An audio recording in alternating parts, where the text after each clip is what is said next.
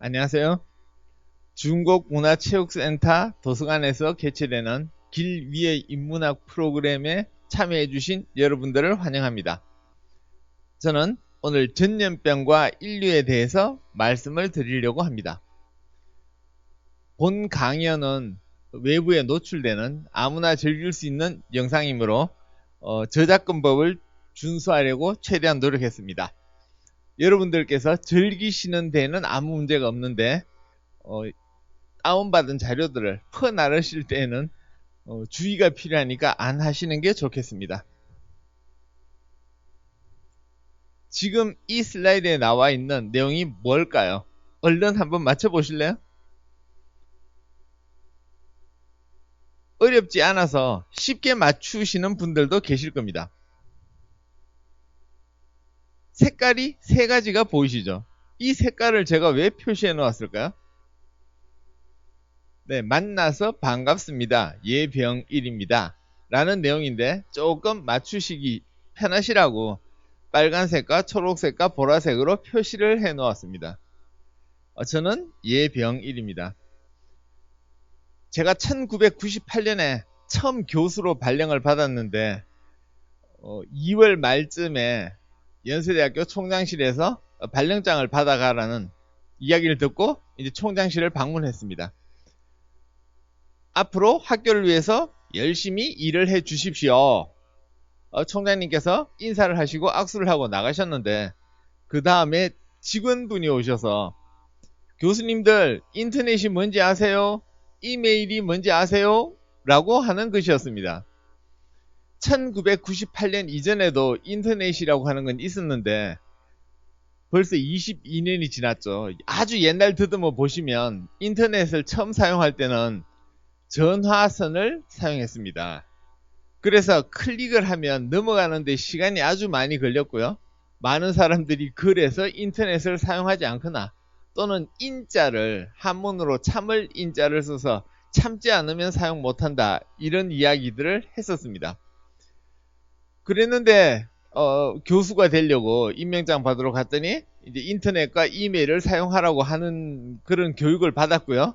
막상 교수가 된 다음에 하나로 통신이란 회사에서 당시에 초고속 인터넷망을 처음 까는 바람에 지금처럼 편리하게 인터넷을 사용할 수 있게 됐습니다.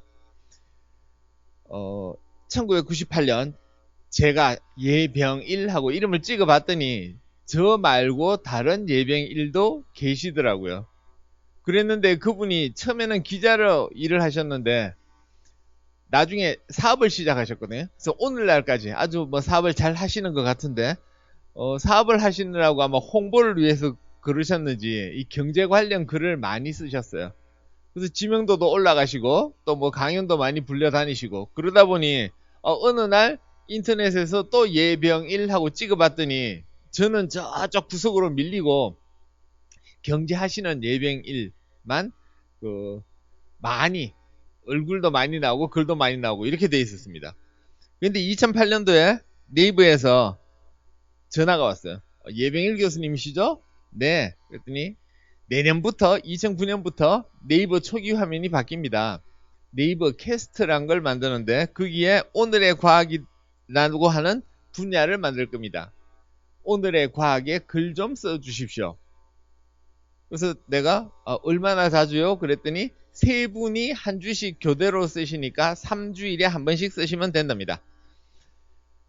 그래서 그 후에 이게 이제 두 번째 쓴 글인데요. 2009년도에 두 번째 글을 썼더니 네이버 검색하니까 그 경제하시던 분 얼굴이 뒤로 밀려나고 제 얼굴이 먼저 나왔습니다.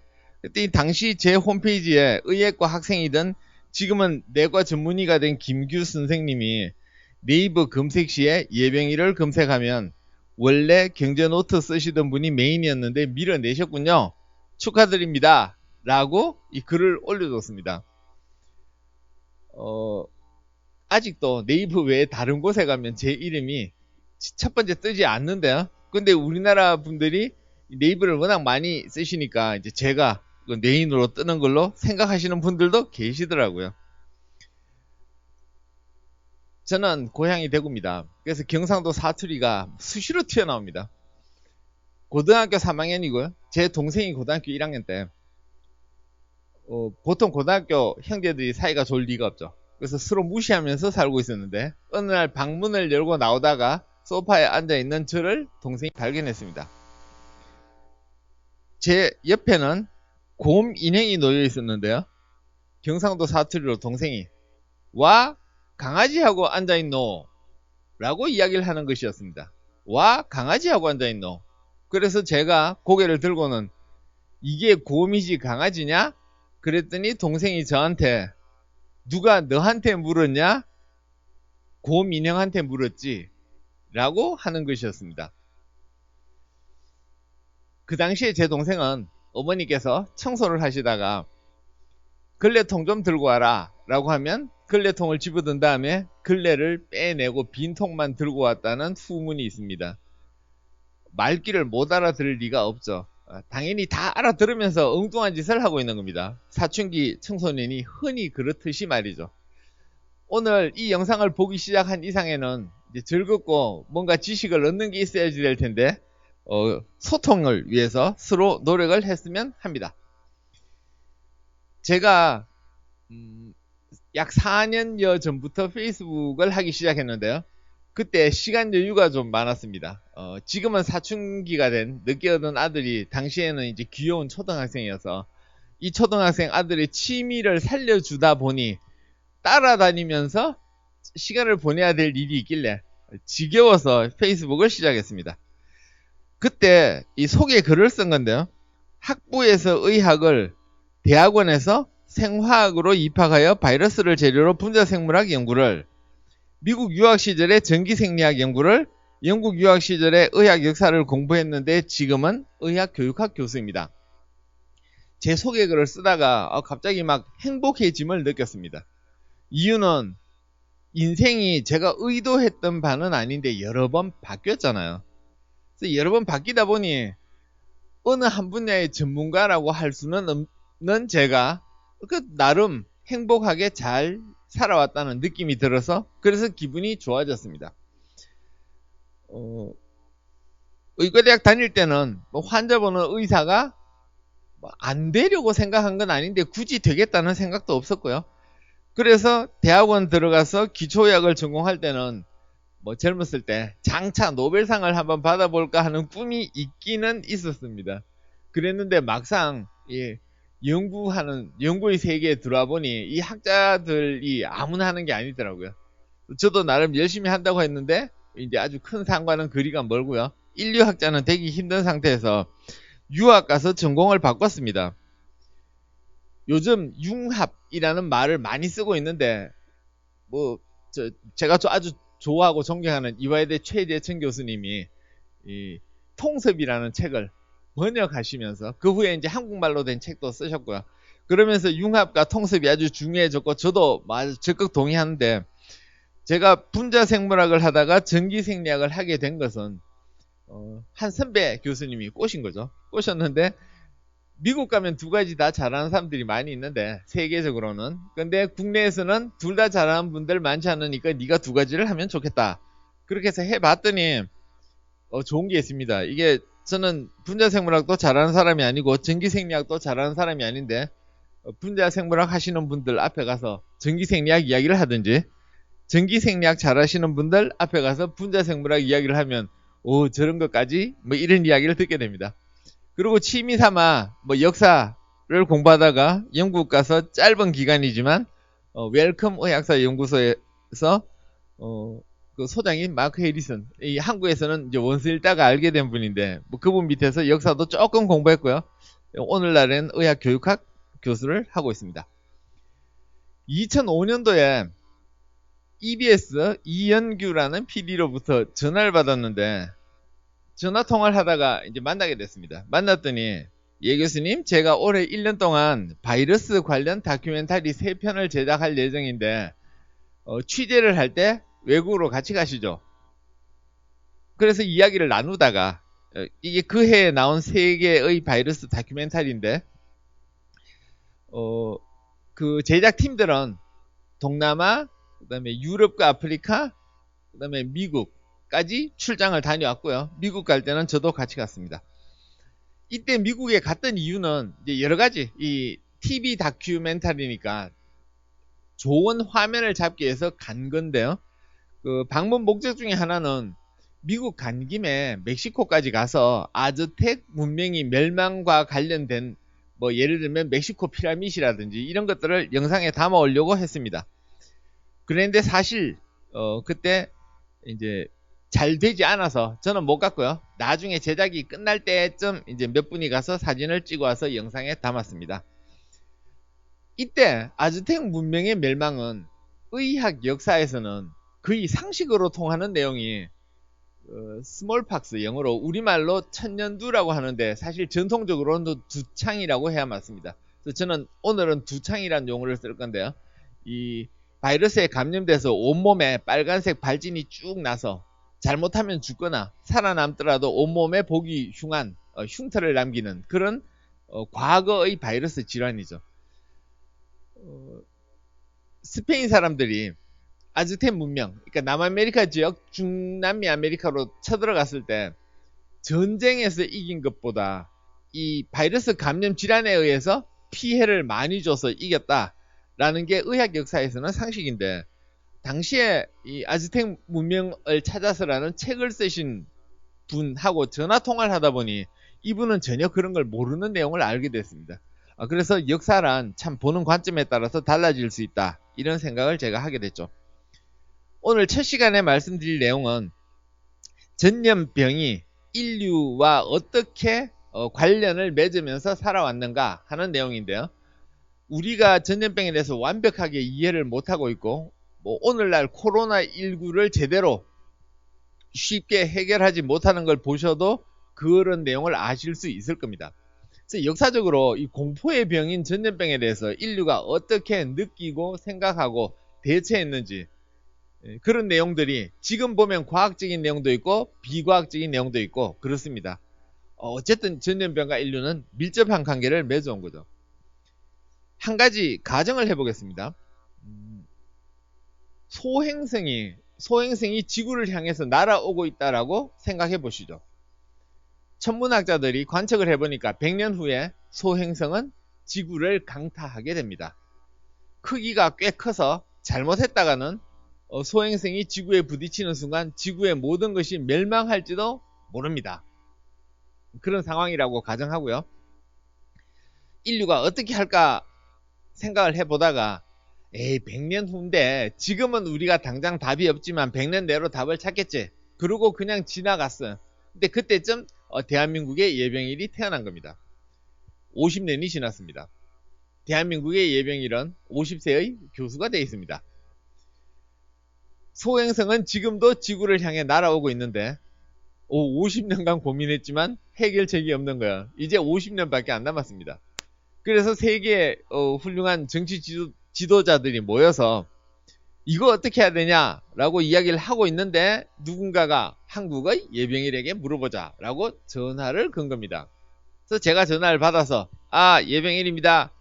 어떻게 전화하셨어요? 그랬더니 뭐 나는 어느 나라 수상 누구인데 또는 유엔 사무총장인데 이 소행성이 지구로 다가오니 어떻게 해야 되는가? 그래서 이제 제가 대비책을 마련해야죠. 우리의 머리로는 답이 안 나온다. 아리스토텔레스, 뉴턴, 갈릴레이, 아인슈타인을 복제합시다. 빨리 시체에서 DNA 찾아가지고 복제해서 이분들을 낳아서 50년간 열심히 교육시키면 그 사람이 답을 찾아낼 겁니다. 라고 제가 대답을 한 겁니다. 그것 외에 대답이 없으니까 지금부터 50년 후에 유전공학이 훨씬 더 발달해 있는 시점에서 실제로 역사적으로 훌륭했던 분들을 복제를 했다라고 가정해 보시죠. 그래서 복제를 해서 이제 이분들이 대책 마련에 들어갔는데 완벽한 대책을 마련하지 못해서 소행성이 10분의 9는 박살이 나고 10분의 1이 지구하고 부딪혔어요.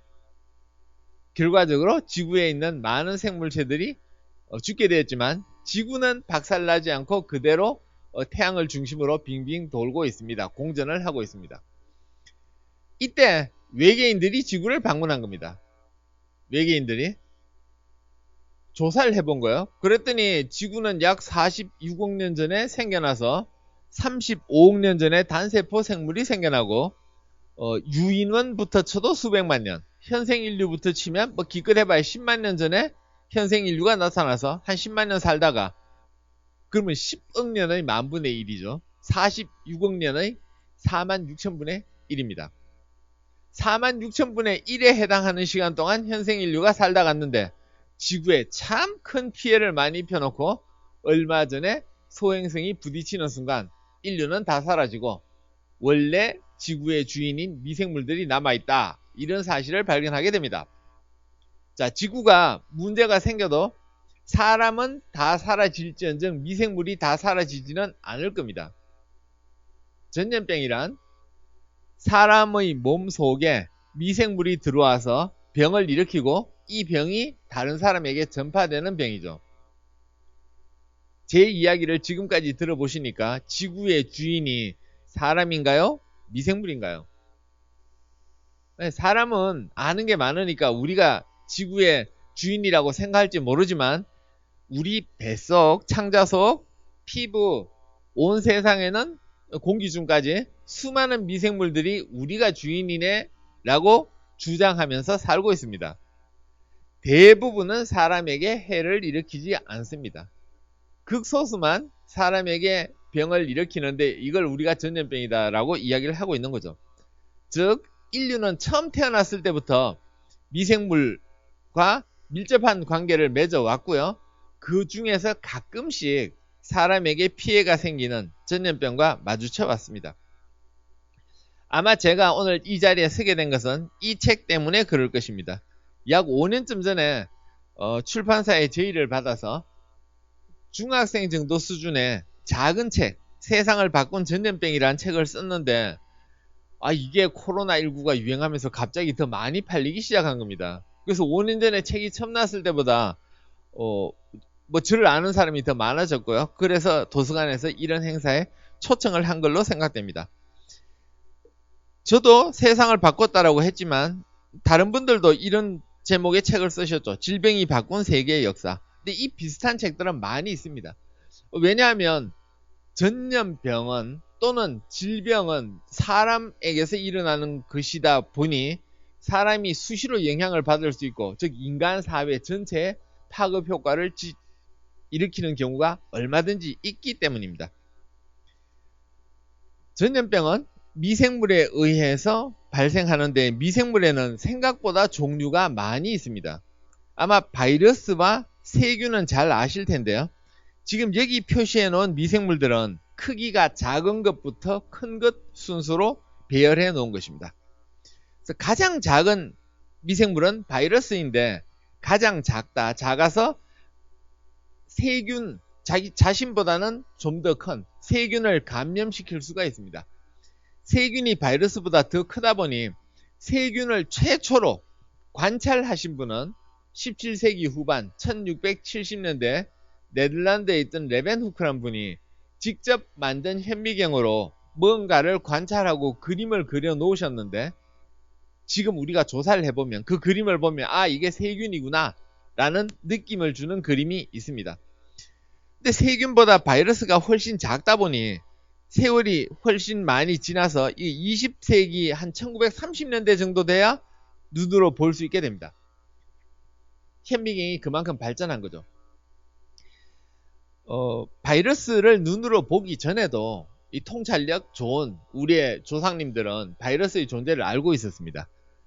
세균이 들어있는 용액을 그름종이 또는 여과지 두꺼운 종이에다가 이렇게 부으면 세균은 이 여과지의 구멍을 통과하지 못하고 걸러지게 됩니다.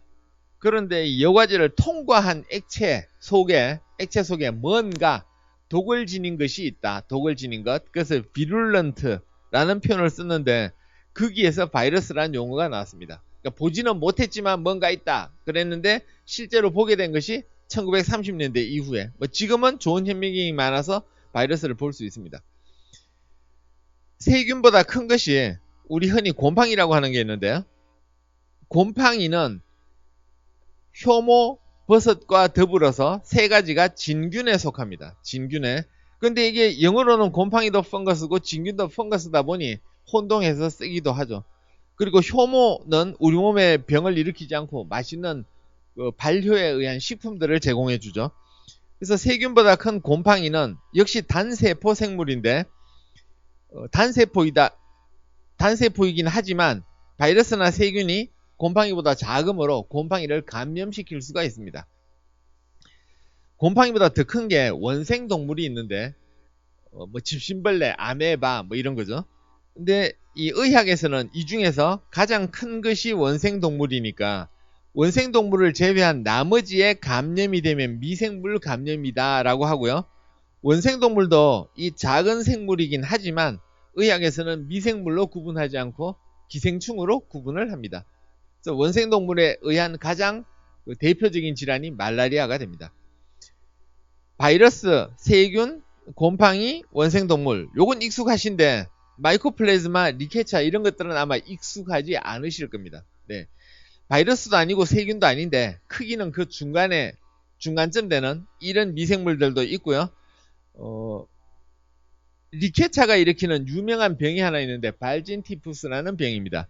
17, 18세기, 19세기 초까지 유럽 또는 미국 서양 사회에서 크게 유행을 했는데 오늘 중간에 이 리케차에 의한 발진티푸스 병을 잠시 소개해드리겠습니다. 생물체를 둘로 나누면 어떻게 되는가? 생물체를 둘로 구분하면 식물과 동물은 답이 아니고요. 원핵생물, 진핵생물이 흔히 쓰는 답입니다. 핵이 있다 없다. 핵이 있으면 진핵생물, 핵이 없으면 원핵생물. 자, 그러면 식물과 동물은 원핵생물에 속하는 겁니다. 핵이 있는 거요. 미생물이 식물, 동물 안에 속하지 않으니까 생물체를 미생물도 생물체니까 생물체를 식물, 동물로 나누면 안 된다. 이건 뭐 금방 이해 가실 거고요. 원핵생물 중에 지금 여기 소개한 게 다 원핵생물인데 아주 옛날 지구가 뜨거울 때 생겨난 생물체가 있습니다. 이걸 오래된 세균이라고 고세균이라고 하는데요. 뜨거운 곳에서 살다 보니 다른 원핵생물하고 성질이 많이 다릅니다. 그래서 과거에는 생물을 원핵생물, 진핵생물 이렇게 구분했는데 역시 핵이 없는 이 고세균을 과거에 원핵생물에 넣었다가 요즘은 이렇게 독립시켜서 고세균, 원핵생물, 진핵생물 이렇게 구분하기도 합니다. 자, 오늘 제가 이제 세 가지 이야기를 드릴 텐데 전염병의 문화사 이야기가 가장 길고 주된 이 내용이 되겠습니다. 전염병 관련해서는 이제 많은 분들이 연구를 많이 하셨는데요. 이거 역사를 어떻게 보느냐에 따라서 전염병의 역할이 막 아주 크게 보이기도 하고 또 상대적으로 작게 보이기도 합니다. 제 개인적으로 전염병에 관심을 가장 많이 가지게 한 책은 이 오른쪽에 있는 윌리엄 맥닐이라는 역사학자가 쓴 전염병의 세계사라는 책인데 이 다른 출판사에서 전염병과 인류의 역사라는 책으로도 나왔습니다. 윌리엄 맥닐은 미국 역사학회 회장을 지니신 분이시기도 한데 제가 대학을 졸업한 직후에 이 책은 사실 제가 대학 다니기 전에 나왔는데 원서는 근데 대학을 졸업한 직후에 이 책을 읽고 와 전염병이 세계사에서 이렇게 중요한 일을 했구나 라는 사실을 처음 알았고요. 그 후로 지금까지 전염병에 관심을 가지고 역사와 사회 속에서 어떤 일을 하는지 공부를 해오고 있는 중입니다. 세계에서 유일하게 마라톤을 하지 않는 나라 어디인지 혹시 아세요? 1974년에 아시안게임이 벌어졌는데 아시안게임 종목에서 마라톤을 빼버렸습니다. 왜냐하면 이 나라는 아시안게임을 하지 않기 때문입니다. 1974년 이란의 테헤란에서 아시안게임이 열렸을 때 마라톤 종목이 없었습니다.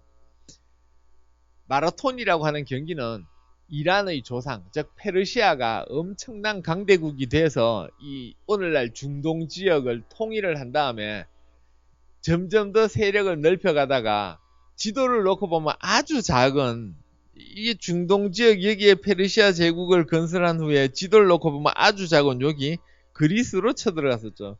그랬는데 예상을 뒤엎고 그리스가 페르시아를 이긴 겁니다. 그 장소가 마라톤 평야였죠. 마라톤 평야. 원래 그리스는 도시국가였는데 이때는 힘을 모아서 맞서 싸웠고요. 예상외로 승리를 거둔 다음에 어, 이 표기법에 따라서 이름이 조금 달라지긴 한데 필리피데스라는 병사가 마라톤 평야에서 아테네까지 뛰어가서 우리가 이겼다 그러고 뭐 세상을 떠났다는 전설이 전해집니다. 이 경기가 바로 마라톤이다 보니 이제 페르시아는 한참 세력을 넓히다가 그 후로 조금 주춤하고 세력을 잃게 되는데 그리스는 페르시아를 물리치고 이제 기고만장해졌는지 도시국가 간의 다툼이 더 세집니다. 그래서 한 반세기쯤 지났을 때 그전에는 합심해서 잘 싸운 아테네와 스파르타가 펠로폰네소스 전쟁을 일으켜서 둘이 한판 붙게 됩니다. 펠로폰네소스 전쟁에서 전쟁이 끝날 때쯤 새로운 병이 유행을 하기 시작했는데 이걸 세월이 지나서 아테네 역병, 역이란 거는 사실 일본식 표기인데 전염병이란 뜻이죠. 그래서 병이 유행을 했고요. 헤로도투스와 더불어서 이 고대 그리스의 유명한 역사가인 투시디데스가 이 펠로폰네소스 전쟁에 대한 기록을 남겨놨습니다. 아테네가 스파르타의 포위 공격을 받던 중 치명적 전염병이 아테네를 휩쓸었다. 나도 감염이 되었지만 생존을 했다. 고열, 통증, 발진, 갈증, 치료는 불가능하고 의사도 많이 죽었고 뭐 이런 이야기가 기록에 남아있으니까 이게 뭐지? 하고 오늘날 의학 역사학자들이 추정을 하는데 이 투시디데스가 병을 제대로 알고 쓴 것도 아니고요. 또 이 전염병이 사람한테 전파될 때 이 양상이 항상 똑같은 게 아니고 세월이 지나면 병도 바뀝니다. 바이러스나 세균의 성격도 바뀌고요. 변종이 나타나기도 합니다. 그래서 이 정확히 뭔지를 알기 어렵고 뭐 여러 학자들이 이게 탄저, 두창, 발진, 티푸스, 독성 물질 등 여러 가지 설이 있는데 사실 지금 의학 역사 학자들도 이 통일을 보지는 못하고 있는 상태입니다. 어쨌거나 큰 병이 도시를 휩쓸어서 역사책에 등장했다라고 이해하시면 되겠습니다. 그보다 훨씬 더 오래 인류를 괴롭힌 병 중에 한센병이 있는데요. 과거에 나병이라고 했죠. 한센병은 고대 이집트와 인도, 중국에 기록이 남아 있습니다. 이집트의 파피루스에도 한센병으로 생각되는 병이 있고 뭐 인도나 중국에도 기원전 5, 6, 7세기에 기록으로 남아 있는데 유럽에는 기록을 뒤져보면 기원전 4세기에 이 마케도니아 왕 알렉산더가 땅을 넓히려고 전쟁을 많이 벌였죠. 그래서 알렉산더가 남쪽으로 가서 이집트로 간 다음에 이집트에 자신의 이름을 딴 도시 알렉산드리아라는 도시를 건설하고 여기에 큰 도서관을 지었습니다. 그리고는 모을 수 있는 모든 책을 모아놨다는데 이 당시에 이게 파피루스는 책 모양이 오늘날과 같지 않고 두루마리 모양을 하고 있죠. 그래서 이 두루마리가 얼마나 감느냐에 따라서 책 길이가 달라지니까 양이 이 서로 차이가 많은데 뭐 어떤 기록에는 70만 권을 모아놨다라는 기록도 있습니다. 당시에 책이 얼마나 많았는지 모르겠는데 70만 권이면 아마 눈에 보이는 건 다 모으지 않았을까요? 그래서 알렉산더가 이집트에 알렉산드리아라는 도시를 건설해서 도산을 지었고 훗날 여기에 학자들이 다 모여들게 되고요. 그리고 알렉산더가 동쪽으로 가서 중동 지역을 점령하고 다시 동쪽으로 먼 길을 가서 오늘날 파키스탄과 인도의 국경지대 근처까지 가게 됩니다. 여기서 저기가 인도구나, 다음에 와서 건설하자 라고 생각을 하고는 웬일인지 인도를 침공하지 않고 돌아갔는데 돌아가는 길에 본인이 갑자기 세상을 떠납니다. 죽기 전 알렉산더가 가졌던 정상 12일간의 기록이 있어서 그걸 토대로 우리가 뭘로 알렉산더가 죽었을까 라고 추정을 할 수가 있는데 많은 사람들은 말라리아라고 주장을 하지만 또 다른 일부에서는 이 말라리아 아니다 라고 주장을 하고 있는데 정확한 건 알 길이 없죠. 당시에 알렉산더가 인도로 왔다가 돌아갈 때 남겨놓은 기록을 보면 환자가 한센병 환자로 생각되는 사람들이 등장을 하는데 문제는 이게 기원전 4세기의 일이잖아요. 한 4,500년 지나서 기록으로 남았습니다. 처음으로. 그래서 이게 믿을만한지는 확실치 않고요. 이게 4,500년 지난 1세기는 성경책 쓰던 시절입니다. 신약 성경 쓰던 시절이죠. 그래서 그 성경책에도 이 한센병 이야기가 많이 나오죠. 제가 학생 때 이비인후과를 가르치신 교수님께서 은퇴 후에, 지금은 연세가 많아서 세상을 떠나셨습니다. 네. 그 이비인후과 교수님께서 이런 책을 쓰셨는데, 성경에 나타난 병. 이 책의 내용은 그리 많지 않고 성경에 나오는 이 구절구절들이 무슨 병을 의미하는지를 정리를 해 놓으셨는데, 여기에 한센병이 이렇게 많이 나온다라고 표시를 해 놓으셨습니다. 고래로부터 우리의 인류의 조상들이 무서워한 병이 3가지가 있었는데요. 물론 다른 병도 무서웠죠. 특히 무서워한 거, 한센병, 그 다음에 두창, 매독, 이렇게 3가지입니다. 한센병, 두창, 매독 3가지의 공통점은 흉터가 남는다는 겁니다. 과거의 의학 지식도 부족한데 병이 걸리면 대책도 없어요. 그래서 대책이 없으니까 뭐 미신적 요소를 따르거나 뭐 약을 따려 먹거나 아니면 이제 신에게 빌어야죠. 우리에게 내린 이 벌을 거두어 주십시오. 그랬는데 운 좋게 살아남으면 몸에 흉터가 생기죠. 그래서 두창 같으면 막 발진, 빨간색 점이 쭉 생겨서 옛날에 우리 곰보라고 했다라고 그러죠. 이제 그러면 지금은 두창 환자 없으니까 그런 표현 쓸 필요가 전혀 없어졌습니다. 한센병 같으면 그 유명한 시인 한하운님이 쓰신 시에도 나오는데, 손가락 하나가 문드러지고 뭐 이런 경우가 생기죠. 그래서 성경책에 한센병에 대한 내용이 이렇게 많이 나오고, 옛날 성경책을 보면 나병이라는 표현을 쓰게 됩니다. 그런데 요즘 책에 보면 나병 또는 문둥병이라는 표현을 쓰죠. 그래서 17세기 초에 영국에서 성경책을 처음 영어로 번역했을 때, 당시 왕이 제임스 1세, 잉글랜드에서 볼 때 제임스 1세여서 킹 제임스 버전이라고 하는 성경책을 번역하면서 레프로시라는 표현을 썼고요. 이게 이제 한글로 번역되면서 나병 또는 문둥병이라고 표현을 썼는데, 참고로 이 한센병은 성경책 나오던 시절에도 환자들이 있었지만 유럽을 가장 곤란에 빠뜨린 것은 13, 4세기입니다. 13, 4세기.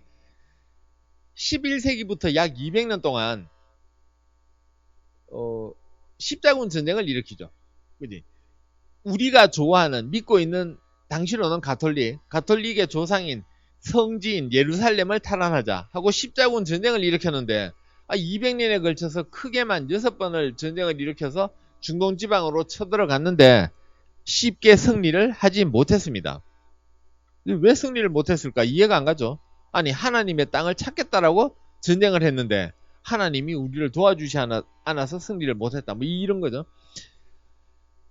그 와중에 중동 지역에서 책을 훔쳐서 들고 왔는데, 이 책을 보니 수준이 이 유럽보다 더 높은 거예요. 아니, 왜 우리보다 쟤네들이 더 똑똑하지? 그래서 알아보니 우리의 유럽인들 기준으로 우리의 조상님 그리스 로마 시절에 찬란한 문화가 꽃피었는데, 저 중동 지역 미개인들은 그 책을 받아들인 다음에 공부를 하고 더 발전시켰고, 1000년 넘도록 유럽인들은 그 책은 안 보고 오로지 그 하나님 말씀만 옳다라고 믿었는데, 사실 성경책이 있던 것도 아니고 그냥 신부님 수녀님 이야기를 들은 거죠. 안 되겠다, 공부를 해야 된다, 너무 신 중심으로 살았다, 이렇게 해서 이제 르네상스 운동이 일어나게 되고요.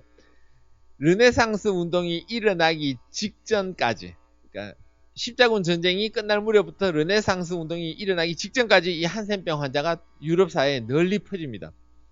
근데 보기에 안 좋은 흉터를 남기는데, 근데 대책은 없어요. 그죠? 없고 경험적으로 이게 전염이 된다라는 사실은 알고 있었죠. 그렇다 보니 마을에서 쫓아낸 겁니다. 저 마을에 쫓겨난 사람들이 갈 데가 없으니까 자기네들끼리 모여 살았죠. 그게 바로 레프로사리움인데, 이 환자들끼리 모여 살면 요양원이 되고요. 여기에 의사가 가 있으면 병원이 됩니다. 그죠?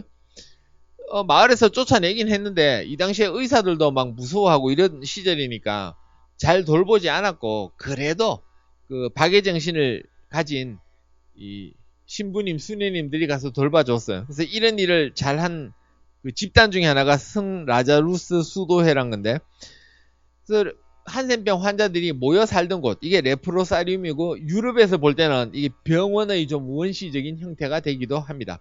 근데 사실 이 시절에 이미 그 중동 지역, 이슬람 지역에는 그 환자들 모아놓고 치료해주는 의사가 있는 병원이 있기는 했습니다.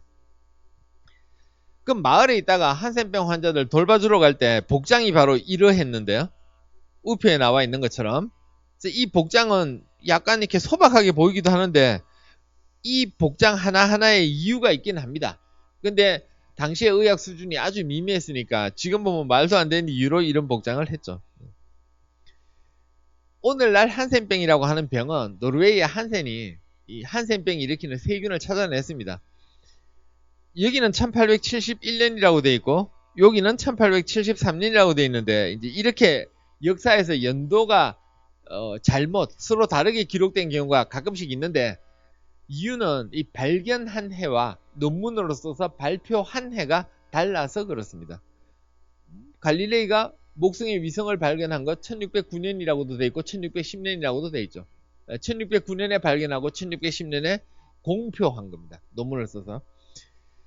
노르웨이 한센이 1871년에 한센병을 일으키는 세균을 발견함으로써 한센병은 이 세균이 발견되어야 이 세균이 사람을 감염시켜서 일으켜야 한센병이 됩니다. 성경책에 뭐 나병 또는 문둥병이라고 표시된 이 병을 쓰시던 분들이 과거에 이 한센병을 일으키는 한센균을 알았을 리가 없죠. 없으니까 경험적으로 이런 병이다 하는 것을 다 쓴 겁니다. 그죠? 나병이라는 용어를 쓴 거죠. 그랬는데 당시에는 피부병의 종류를 잘 몰랐을 테니까, 그러니까 우리나라 책 표준 세번역에 보면 과거에 문둥병이라고 썼던 용어를 악성 피부병이라고 고쳐놨습니다. 또한 이 다른 표기법에도 뭐 건성과 같은 만성 피부병을 가리킨다라는 해설이 따로 붙어 있습니다. 즉 한센병이라고 하는 병은 많은 사람들이 피부병에 대해서 붙인 이름을 과거에 나병이라고 했다가 19세기 말에 와서 노르웨이의 한센이 그게 아니라 한센균이 일으키는 것만 한센병이라고 하자라고 한 겁니다. 즉 성경책에 나오는 나병은 오늘날의 모두 한센병이 아니고 일부는 한센병인데 일부는 다른 피부병이다 라고 생각하시면 되겠습니다. 자, 여기 재미있는 탑이 있는데 오스트리아 비엔나에서 제가 직접 찍은 겁니다. 왼쪽 사진 찍을 때 공사 중이었죠. 그래서 이런 게 보이는데요. 이게 탑같이 보입니까? 처음 보셨을 때 느낌이 혹시 섬뜩하지 않으십니까? 저는 이걸 알고 봤기 때문에 사실 이 탑을 보려고 찾아다녔거든요. 찾아다녔는데 보시다시피 아주 크게 있어서 금방 눈에 띄었습니다. 오스트리아 비엔나 한복판에 가면 슈테판 성당이라고 아주 유명한 성당이 있던데요. 그 성당에서 멀지 않은 곳에, 그러니까 관광객들 많이 왔다 갔다 하는 길에 이 탑이 있습니다. 이게 비엔나에 있는 페스트 탑인데요. 우리는 페스트 탑이라고 하지만 영어로는 페스트 컬럼이라고 이야기를 합니다. 14세기부터 유럽에 워낙 페스트라고 하는 병이 유행을 하니까 뭐 유럽인들의 3분의 1이 세상을 떠났다, 4분의 1이 세상을 떠났다, 뭐 이런 이야기를 하기도 하죠. 워낙 피해가 컸고 사람들이 막 죽어나가고 이 죽은 다음에 시체를 보니까 까만색으로 바뀌어요. 그러니까 무서웠겠죠, 그죠? 그래서 무서우니까 빨리 패스트 물러가라 라고 이제 사람들이 아마 마음속에 소망을 품었을 겁니다. 그래서 이 지도를 놓고 보시면 오스트리아 중심으로 그 옆에 체코나 헝가리 이런 데 가면 큰 도시 작은 도시 할 거 없이 이 패스트, 우리는 패스트 탑이라고 하는 패스트 컬럼을 만들어 놨는데, 이게 오스트리아 비엔나께 그래도 가장 뭐 크고 웅장하다기보다는 이제 크고 눈에 잘 띄는 모양을 하고 있고, 또 다른 도시 뭐 린츠라든지 프라하, 부다페스트 이런 데도 이 패스트 탑이 세워져 있습니다. 제가 처음에 본 이 의학 역사책에는 패스트가 물러갔음을 기념하는 탑을 세웠다 이렇게 돼 있거든요. 그런데 패스트가 물러갔다는 걸 어떻게 알 수 있습니까? 미래에 다시 올지 모를 일이잖아요. 그래서 이상하다, 이거 어떻게 미래에 올지 안 올지를 어떻게 알고? 근데 지금 오늘 현재 2020년 7월에도 중국 내몽고 지방에 패스트 생겨났다는 뉴스가 전해졌잖아요. 안 그래도 지금 코로나19 때문에 정신없는 판에 중국에서 패스트가 또 생겨났습니다. 근데 이게 완전히 새로운 뉴스가 아니고 중국 내몽고 지방에 패스트는 몇 년에 한 번씩 생깁니다. 숫자는 적고요. 다행히 오늘날의 의학은 병원에 가면 패스트 환자들 다 고칠 수도 있습니다. 겁내실 필요 전혀 없어요. 그냥 알고 있다가 병원에 가시면 됩니다. 그런데 14세기에 유럽 인구 3분의 1, 4분의 1을 이 썰어떨인 목숨을 앗아간 이 패스트는 처음에 14세기에 제일 유행을 했지만 그 후에도 가끔씩 유행을 했거든요. 가끔씩. 영국 같으면 17세기 1660년대에 런던에서 엄청 패스트가 유행을 합니다. 그런데 왜 사라졌냐? 런던에 대화재가 발생해서 다 불이 타는 바람에 설치류가 죽어 없어졌다. 뭐 이렇게 해석을 하죠. 그래서 다른 도시에서 이제 이런 탑을 세운 것은 패스트야 물러가 달라. 소망을 담은 거라고 해석을 해야지. 물러갔음을 기념한다. 이거는 말이 안 되죠. 자, 패스트라고 하는 것은 이제 흑사병, 그러니까 죽은 다음에 몸이 까만색으로 바뀐다. 이렇게 해서 붙은 이름인데, 폐 패스트와 선 패스트가 있습니다. 폐는 숨을 쉬는 흡파요. 폐, 선은 임파선인데, 사실 임파선에 생기건 폐에 생기건 참 치명적이긴 합니다. 다행히 오늘날에는 치료법이 있습니다. 이게 14세기부터 지금까지 뭐 한 700년 동안 패스트는 세균에 의한 병이다라고 믿어왔고요. 19세기 말에 프랑스의 예르생이라는 학자가 이 세균을 찾아냅니다. 그래서 세균 이름이 예르생, 자신의 이름을 따서 예르시니아 페스티스 이렇게 이름이 붙어 있습니다. 최근에 미국 이 북부 교수가 과거에 14세기에 중세를 썰어떨인 이 병은 패스트 세균에 의한 병이 아니고 호흡기 바이러스에 의한 병이다 라는 새로운 주장을 내놓기도 했는데요. 근데 아직까지 다수 의견은 패스트는 예르시니아 페스티스 세균에 의한 병입니다. 그래서 이 패스트가 이제 임파선에 침입하는 경우 치료를 안 하면 뭐 많은 사람이 세상을 떠나는데 폐를 침입한 것보다는 임파선 침입하는 경우가 더 많고요. 몸에 다 퍼지면 온몸의 피를 배지로 사용하게 돼서 피를 배지로, 아니 피 속에는 세균과 맞서 싸워야 할 면역 기능을 나타내야 할 백혈구가 들어있습니다. 근데 백혈구가 맞서 싸우는 힘이 약하고 피를 배지로, 먹이로 생각하고 떠돌아다니니까 사람은 살 수가 없죠. 그래서 폐혈증으로 세상을 떠나게 됩니다. 이게 어디서 왔냐? 어디서? 뭐 몽고에서부터 징기스칸은 이미 13세기 초에 세상을 떠났고 그의 후손들, 징기스칸의 후손들이 우리나라도 쳐들어오고요. 고려시대. 그래서 무신정권 수립하죠. 그죠? 그 다음에 중국을 거쳐서 중앙아시아를 거쳐서 이탈리아 쪽으로 패스트가 전해지게 됩니다. 그래서 유럽에 처음 나타난 것은 흔히 1347년 제노바다라고 이야기를 하는데 사실 이보다 1년 앞서서 1346년에 크림반도 쪽, 지금 우크라이나 쪽에 퍼지기도 했습니다. 근데 이렇게 패스트가 무서운 병, 그러니까 죽으면 사람이 바뀌고 걸렸다 하면 죽는, 사람 색깔이 바뀌고 뭐 이런 병인데 이게 사람이 퍼뜨린다는 사실을 알게 됐죠. 이유는 사람의 이동 속도보다 패스트 전파 속도가 더 빠르지 않기 때문입니다. 사람이 말 타고 가는데 이보다 더 빨리 전해지지는 않거든요.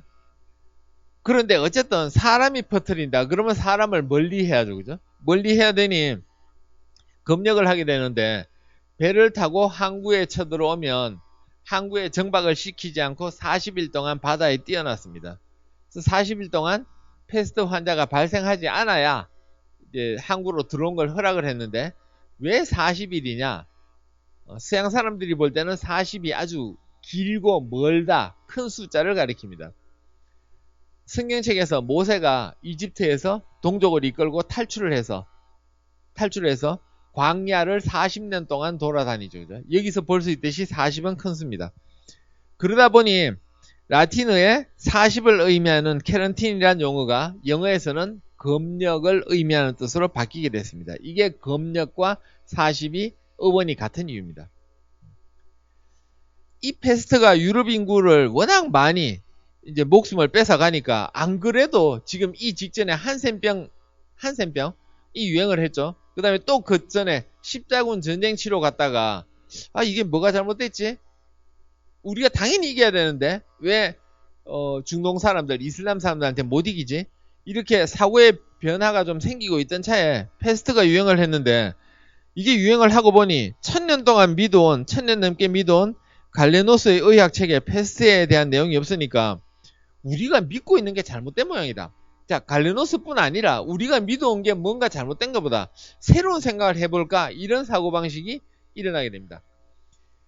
마침 이탈리아의 페트라르카가 지나간 1000년은 너무 신 중심으로 살았다.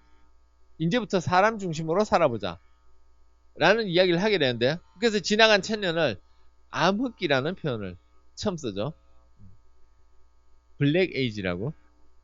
그런데 그 바람에 르네상스 운동이 일어나게 되고 페트라르카를 최초의 르네상스인 뭐 이런 표현을 쓰기도 합니다. 물론 이 전후에서 대변화가 생길 때는 여러 가지 변화가 막 생겨서 이제 동시에 확 넘어가게 되는데 단테가 신곡을 썼다 뭐 이런 이야기는 알고 계실 거고요. 보카치오가 데카메론이라는 책을 썼는데 이 책은 패스트가 유행을 하니까 패스트를 피해서 성당에 모이던 남자 3명과 여자 7명이 하루에 한 명씩 이야기를 하는 겁니다. 그래서 10명이 다 한 다음에 되풀이해서 또 하고요. 그래서 100일 동안 이야기를 하게 되는데 이 이야기 속에, 책 속에서 당시 사람들이 패스트를 얼마나 무서워했는지, 패스트에 대한 그 시대 사람들의 생각을 읽을 수가 있습니다. 흔히 중세를 멸망시킨 패스트라는 표현을 쓰곤 하는데 그 이유는 일단 패스트가 유럽 인구의 수많은 사람들을 목숨을 앗아갔습니다. 그럼 중세까지는 영주가 땅을 가지고 빌려주는 제도였죠. 땅을 소유한 영주가 농민들한테 땅을 빌려줘서 농민들이 경작을 하면 여기서 상업적 이익을 취하는 거죠. 그죠? 본인이 많이 먹고 농민들은 딱 먹고 살 정도만 주고. 이랬는데 패스트가 유행을 하니까 수많은 사람이 죽어서 농사를 지어줄 농민이 줄어든 겁니다. 마찬가지로 이 중세를 지탱해온 신학적으로 지탱해온 신부 수녀님들의 지망생들이 줄어서 그분들의 이 퀄리티가 낮아진 것도 있습니다. 이런 식으로 사회에 변화가 생기게 되니까 뭔가 바꿔야 되겠다는 욕심이 생기죠. 그죠? 그래서 그 후에 상업이 발달하게 되고, 그러니까 농업으로는 지금 수입을 못 올리니까 상업이 발달하게 되고, 제국주의 시대가 찾아오고, 대항해 시대가 찾아오고, 그 다음에 종교계에서도 변혁이 일어나고, 이렇게 해서 이제 중세가 멸망을 하게 됩니다. 매독 이야기를 잠깐 하겠는데, 혹시 이 그림에서 잘못된 부분 찾으실 수 있겠습니까? 콜럼버스가 망원경을 들고 있는 그림입니다. 네, 콜럼버스 시절에는 망원경이 없었습니다. 콜럼버스는 1492년에 우리나라 조선건국이 1392년, 임진왜란이 1592년, 딱 그 중간인 1492년에 이탈리아 사람 콜럼버스가 이탈리아 왕한테 나 서쪽으로 가서 인도를 발견할 테니까 후원해달라. 그랬더니 무슨 엉뚱한 소리냐, 싫어. 그래서 안 해주니 이탈리아 사람이 멀리 스페인까지 가서 저 페르디난드 왕, 이사벨라 여왕에게 내가 서쪽으로 가서 인도를 갔다 올 테니까 사람과 배를 달라. 이렇게 해서 서쪽으로 간 것이 이게 오늘날 이제 아메리카 대륙에 있는 이 섬에 도착을 하죠. 예상외로 경제적 이익을 취하지는 못했죠. 그래서 콜럼버스가 빈손으로 돌아왔는데 물론 인디안을 데리고 와서 뭐 구경시켜주고 이런 일을 하긴 했는데요. 어쨌든 그 후에 왕의 명령으로 4번을 왔다 갔다 하지만 콜럼버스는 경제적 이익을 별로 취하지 못하고 인생이 이렇게 행복하게 살지는 못하고 그냥 세상을 떠납니다. 아메리카 대륙은 아시다시피 아메리고 베스푸치가 이건 인도가 아니라 새로운 대륙이야. 그래서 붙인 이름이고요. 콜럼버스가 아메리카 대륙을 향해 갈 때, 즉 인도를 향해 갈 때 배를 3대를 내줬는데 이런 망원경은 당시에 없었습니다. 1492년 없었고 망원경은 1600년경에 리페르쉐이라는 사람이 이 렌즈를 가지고 조작을 하다가 멀리 볼 수 있다는 사실을 알고 특허청에 등록을 합니다. 경제적 수입이 있을 줄 알고요. 그랬는데 이 소식을 들은 갈릴레이는 직접 만들어 버립니다. 직접 만들어서 목성을 관찰하고 달의 표면을 관찰하고, 그래서 목성을 관찰하면서 4개의 위성을 발견하죠. 자, 콜럼버스가 망원경을 사용한 적이 없는데 실제로 콜럼버스 망원경 이렇게 검색을 해보시면 무지하게 많은 그림이 나옵니다. 이런 일이 왜 발생했을까요?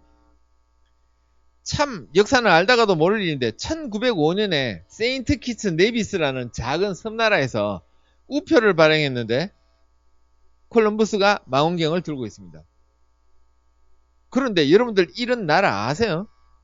어쩌면 오늘 처음 들으시는 분들이 많으실걸요?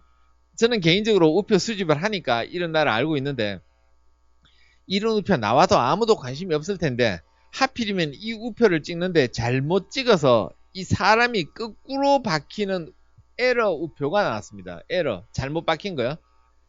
그랬더니 그것도 수집하시는 분들이 그것만 찾아다닌 거예요. 그래서 이 가격이 막 올라가기 시작합니다. 1905년경의 일입니다. 그래서 미국에서 이 세인트 키츠 네비스에서 찍은 콜럼버스가 거꾸로 박힌 우표의 가격이 막 올라가니까 재밌다고 기사를 쓰는 기자들이 생겨났습니다. 그랬더니 사람들이 여기서부터 헷갈리기 시작한 겁니다. 그래서 1905년 이후에 콜럼버스를 그린 그림을 보면 이 망원경이 많이 들어갑니다. 콜럼버스는 별 일을 하지 못했지만 어쨌든 스페인 입장에서는 새로운 대륙 하나를 얻게 됐고요. 지금도 아메리카 대륙 북중 남미에 우리가 미국이라고 부르는 나라, 캐나다라고 부르는 나라를 제외하면 스페인의 영향이 그대로 남아있죠. 그래서 약간 동쪽으로 튀어나가 있는 브라질만 포르투갈 말을 쓰고 있고요. 다른 곳에서는 전부 스페인 말을 쓰고 있습니다. 그래서 세계적으로는 영어보다 스페인어 쓰는 사람들이 훨씬 많죠. 농담 한마디 할게요. 세계에서 가장 많은 사람들이 사용하는 언어는 무엇이겠습니까? 참고로 스페인어가 3등이랍니다. 1등, 2등은 1등은 중국어, 2등은 힌두어랍니다. 그만큼 중국과 인도의 인구가 많은 거죠. 네. 자, 스페인어가 3등이고요. 그런데 브라질이 왜 포르투갈어를 쓰고 있냐? 이것은 이제 스페인하고 포르투갈 왕이 교황을 찾아가 가지고 스페인이 우리는 서쪽으로 간다, 포르투갈이 우리는 남쪽으로 간다, 남쪽으로 와서 아프리카 대륙으로 간다. 그래서 이 중간에 선을 하나 꺼준 거죠. 싸우지 말고 이걸 기준으로 나눠라. 이미 인디안들 다 살고 있고 아프리카 원주민 살고 있는데 어쨌든 그 황당한 일이 벌어졌고 이게 역사적으로 뭐 지금까지도 영향력을 발휘하고 있죠. 콜럼버스가 아메리카 대륙을 갔다 온 다음에 유럽에 듣도 보도 못한 골치 아픈 병, 흉터를 남기는 병이 유행하기 시작했습니다. 바로 매독입니다. 매독이 어디서 왔냐? 15세기 말 서부 유럽 지중해 연안에서 처음 발생했다, 이런 설이 있고요. 아프리카 대륙에서 유럽으로 전파했다, 이런 설이 있고, 아메리카 대륙에서 전파했다라는 설이 있는데, 굳이 따지자면 3번이 좀 약합니다. 3번. 이유는 1492년 이전에 아메리카 대륙에 인디안들에게 매독이 있었다는 흔적이 없다라고 하기는 좀 곤란한데 거의 없습니다. 의심스러운 거죠. 근데 사실 뭐 어디서 왔는지 정확히 알 수는 없는데, 이 콜럼버스가 달걀을 깨뜨려서 세웠잖아요. 그죠? 근데 안 깨뜨려도 잘 씁니다. 보시다시피. 근데 콜럼버스가 깨뜨려서 세우는 바람에 수백 년 동안 이걸 세우려고 시도해 본 사람이 별로 없었던 거죠. 그래서 제가 학생들한테 이 콜럼버스 이야기를 하면서 인생에서 성공을 하려면 고정관념을 깨야 된다. 그러니까 당연히 그럴 거라고 생각하고 안 해보지 말고 한 번씩 해봐라. 달걀도 쓴다. 뭐 이런 이야기를 농담처럼 하곤 합니다. 자, 매독은 또 치료제 없는 시절에 1500년 직후에 유럽에 널리 퍼졌는데요. 퍼졌는데 그때 유럽의 스위스 출신의 아주 이름이 긴, 뭐 본바스트 호헨하임 어쩌고는 이 이름이 긴 학자가 자기 이름이 길기도 했지만 나는 셀수스보다 뛰어나다라는 뜻으로 자기 이름을 파라셀수스로 바꾸고 약에 대한 연구도 많이 하고 기록을 남겼습니다. 그래서 파라셀수스가 약에 대한 기록을 많이 남겨서, 근데 그 당시에 약이 없으니까 화학 물질이나 약초를 썼죠. 그래서 의화학의 아버지다라고 별명을 가지는데, 이 파라셀수스가 치료제가 없어서 무서운 매독을 수원으로 치료했습니다. 수원으로 치료하면 효과가 있긴 있는데 문제는 수원 자체가 몸에 해를 일으킵니다. 미나마타 병이라고 그 수원이 오염되면 생기는 병도 있죠. 그래서 이제 1500년 이후에 매독이 유럽 사회에 아주 크게 퍼졌는데 문제가 됐는데 왜 그렇게 퍼졌냐? 이탈리아 전쟁 때문에 그렇습니다. 과거에 전쟁이 일어나면 군인들만 가는 게 아니고 군인들 따라서 식량을 보급해주는 사람들도 갔고요. 또 뭐 젊은 여성들이 무슨 이유에서든 따라가고 막 그랬습니다. 그 젊은 여성 중에 제일 유명한 거는 이제 19세기 중반에 크리미아 전쟁 때 나이팅게일이 젊은 여성 데리고 가서 위생에 신경 쓴 결과 전쟁에서 병이 걸려서 죽는 사람이 확 줄게 되죠. 그래서 간호사라고 하는 직종이 생겨나죠. 그죠? 근데 그 이전에도 젊은 여성들이 따라간 적이 있는데 문제는 갔다가 이제 전쟁 끝나고 헤어질 때, 즉 이 당시에 합스부르크 왕가, 이제 세월 한참 지난 다음에 그 다음에 그 프랑스나 스페인 같은 데는 나라 같은 나라가 형성이 됐지만 다른데 뭐 이탈리아나 독일 이런 데는 도시의 힘이 워낙 강했죠. 그죠? 도시의 힘이.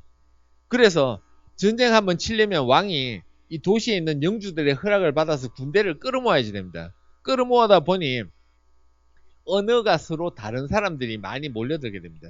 그래서 친구는 저쪽 군대, 나는 이쪽 군대 이렇게 싸우는 일도 있고, 그러니까 소위 용병들이 발전한 거죠. 이렇게 전쟁 한번 치고 나서 자기 집으로 돌아가면 여러 나라로 퍼져나가는 결과가 되죠. 그래서 결과적으로 16세기 초중반에 매독도 유럽에 많이 퍼져나갔다는 이야기입니다. 이렇게 많이 퍼져나가니까 경험적으로 이게 사람들끼리 성관계를 할 때 퍼져나가는다라는 사실을 안 사람들이 관계를 금지하고 환자들은 쫓아내고 뭐 이런 조치들을 취하게 됩니다. 1530년에 이탈리아 의사 프라카스토로가 신에게 도전한 매독 환자의 이름을 시필리스라고 썼는데 이게 영어로 매독을 가리키는, 그러니까 환자 이름이 매독이라는 단어로 바뀌게 되고요. 이 당시에는 이제 성관계로 퍼져나가는 병을 모르고 있다가 처음 알게 된 건데 지금이야 여러 가지가 있음을 알고 있죠. 그래서 세월이 한참 지나서 리코드라는 사람이 성병은 한 가지가 아니고 두 가지 이상이다 라는 사실을 알게 됩니다. 지금은 매독도 아무 문제 없습니다. 20세기 초에 매독의 원인균을 찾아냈고요. 진단법도 찾아냈고 1908년에 항체가 어떻게 형성되는가 이 이론을 이용하여 노벨상을 탄 1908년 노벨상을 탄 에르리가 노벨상 탈 때쯤부터 연구를 해서 찾아낸 약이 바로 쌀발산 606호 네오쌀발산이라는 약인데요. 이 약은 인류가 합성해서 만든 최초의 약입니다. 즉 지구상에 없는데 지구상에 있는 물질을 토대로 화학적으로 반응을 일으켜서 새로운 물질을 만들었는데 이게 약으로 쓸 수 있다 이런 내용입니다. 에르리는 참 재밌는 사람인데 본인의 잠시 선생이기도 했던 세균학의 아버지 로베르토 코흐가 1882년에 결핵균을 발견했을 때 결핵균 얼마나 작겠습니까? 에르리가 뭐가 저렇게 희미해 잘 안 보여.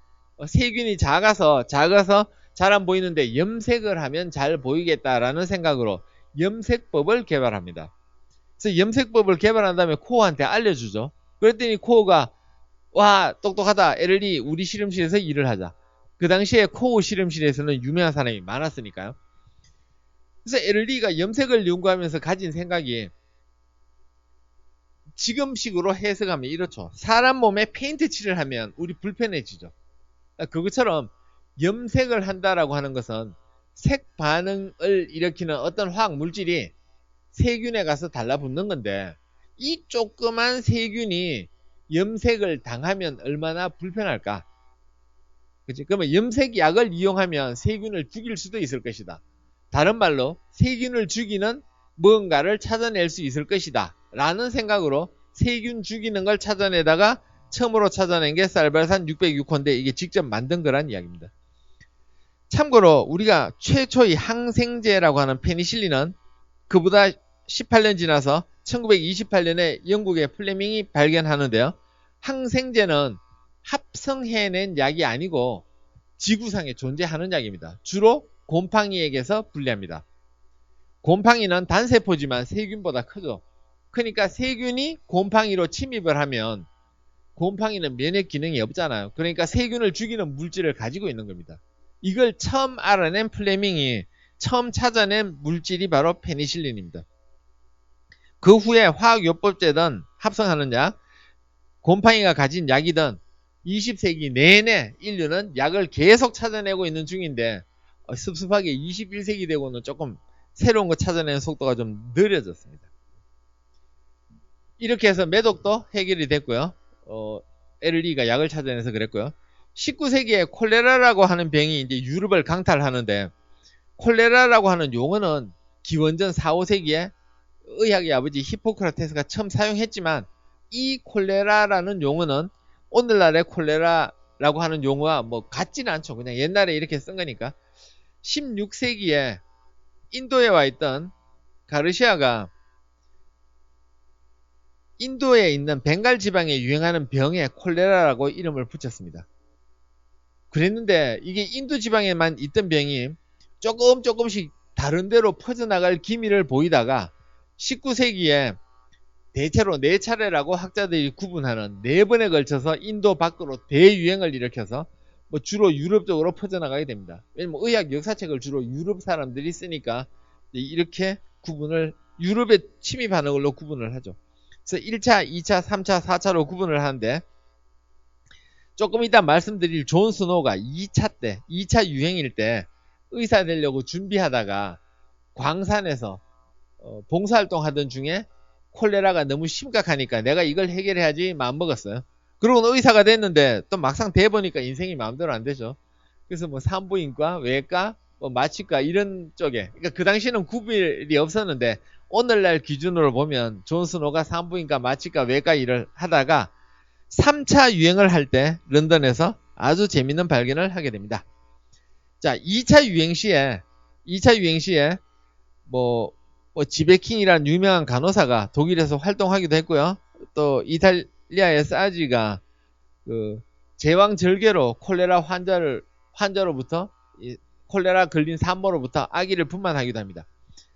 1차 유행 때는 동남아에 주로 많이 퍼지면서 우리나라까지 왔습니다. 그래서 순조 임금 때 우리나라에도 콜레라가 엄청 유행을 했는데 옛날 조선 사람들이 이걸 호열자라고 불렀습니다. 3차 유행하고 있을 때 1854년에 이탈리아의 파치니가 콜레라균을 발견했는데요. 이거 세균을 봤다는 이야기지 이게 콜레라의 원인이라는 사실은 몰랐습니다. 그리고 콜레라가 세균에 의한 병이다 라는 사실은 이 세균학의 아버지 로베르토 코어가 1883년에 발견합니다. 로베르토 코어는 독일 사람이고요. 독일이 19세기에 현미경을 활용한 이 의학이 많이 발전을 합니다. 중고등학교 생물책에 나오는 이야기인데 1838년 독일의 슐라이덴이 식물은 세포로 되어 있다 이 사실을 알았고요. 1년 후 독일의 슈반이 동물도 세포로 되어 있다. 그리고 한 20년 지나서 1858년에 독일의 루돌프 피로호라는 사람이 사람의 병은 세포의 이상으로 생긴다. 세포를 관찰해보면 병을 알 수 있다라고 주장하는 책을 썼는데 이게 세포병리학이란 책이고 의학에서 병리학의 시초가 됩니다. 그래서 병리학의 아버지가 되고요. 피로호가. 그러고 한 20년 가까이 지났을 때 이 독일의 로베르토 코어가 개업한 의사였는데 현미경으로 관찰하는 걸 좋아해서 1876년에 탄저를 일으키는 세균을 처음 찾아내고요. 6년 있다가 1882년에 결핵을 일으키는 세균을 찾아내고 1년 후에 1883년 이집트에 가서 콜레라의 원인균을 찾아냅니다. 근데 이러고 있을 때 그러니까 세균 감염의 원인이 되는 세균을 찾아내고 있을 때 프랑스에서는 파스테르가 백신을 만들었습니다. 파스테르는 한 일이 되게 많은데 백신 이야기만 하면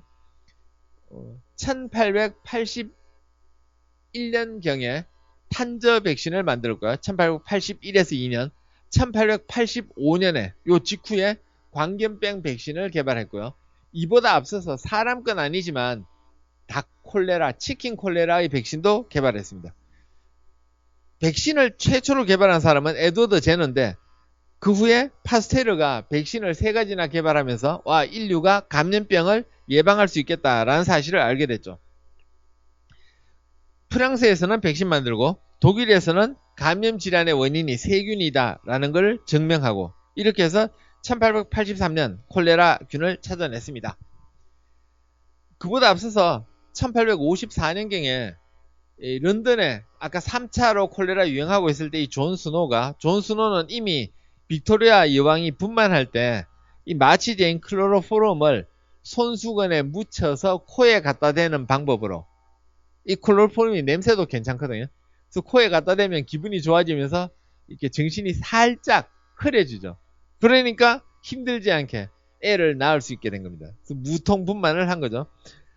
나름 빅토리아 여왕의 무통분만을 하면서 이제 인기를 끌어가던 영향력을 발휘했던 스노우가 런던 지도를 가져다 놓고 죽은 사람들을 집집마다 표시를 한 겁니다. 그랬다가 아주 재밌는 사실을 알게 되는데 런던에 상수도 공급 회사가 2개가 있는데 한 군데의 상수도를 이용한 사람들만 콜레라에 걸려서 죽은 겁니다. 그래서 이게 상수도가 문제다 이 사실을 알아내죠. 이런 이야기를 스티븐 존슨이라는 작가가 이 고스트맵 유령 지도라는 책에 존 스노우와 콜레라에 대한 이야기를 써놓았는데 그런데 이게 우리나라에 번역되면서 바이러스 도시라고 나왔거든요. 콜레라는 세균이지 바이러스가 아닙니다. 아까 처음 시작할 때 미생물 구분에 제일 작은 게 바이러스고 그 다음 세균이 있는데 콜레라는 세균인데 이렇게 써놨어요. 그래서 그 다음에 이게 2판 나올 때는 감염 지도라고 나오고요. 지금은 감염 도시라는 책으로 나와 있습니다. 시중에.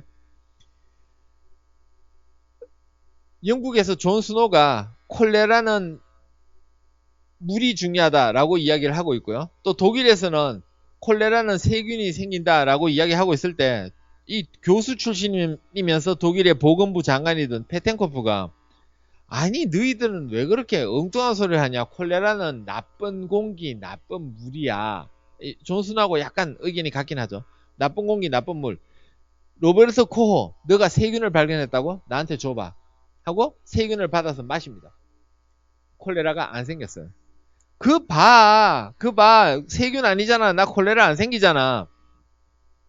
근데 코는 앞만 봐도 콜레라는 세균이 일으키거든. 그래서 계속 주장을 했죠. 나중에 페텐코프의 제자들이 또 마십니다. 그랬더니 콜레라가 생겼어요. 자, 그러면 페텐코프가 콜레라균을 마셨을 때는 왜 병이 안 생겼을까? 정확한 이유는 우리가 알기 힘듭니다. 그죠? 근데 당시 기록을 보면 극도의 흥분 상태에서 화를 내면서 마셨다. 그래서 위산 분비가 많아져서 위산 우리 왜 해보면 위산 기분 나쁘잖아. 그죠? 산성이니까. 그래서 콜레라균이 다 죽었나 보다. 뭐 이렇게 이해를 하고 있습니다. 장관이던 페텐코프는 정책을 펴죠. 나쁜 공기야 나쁜 물이야 상수도다 개선해. 깨끗한 걸 써야지 돼. 결과적으로 그렇게 해서 해결이 됩니다. 이론이 틀렸는데도 나쁜 공기 나쁜 물 이 이론이 옳진 않음에도 불구하고 콜레라 해결에 큰 도움을 주게 되고요. 그 후에 영국의 상수도도 다 고쳐지게 됩니다. 프랑스의 파스테르가 백신 자꾸 만들고 있을 때 스페인의 페란이 콜레라 백신을 개발해서 콜레라 감염률을 떨어뜨렸어요. 그러고는 프랑스 파스테르 연구소에 방문을 합니다. 내가 우리나라에서 이랬다. 그랬더니 파스테르 연구소에서 오 훌륭해. 백신 어떻게 만들었지? 안 가르쳐줍니다. 안 가르쳐줘요.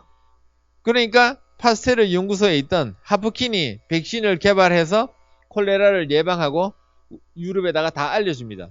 이렇게 되니 유럽 사람들은 하프킨이 콜레라 백신을 개발했다라고 이야기를 합니다.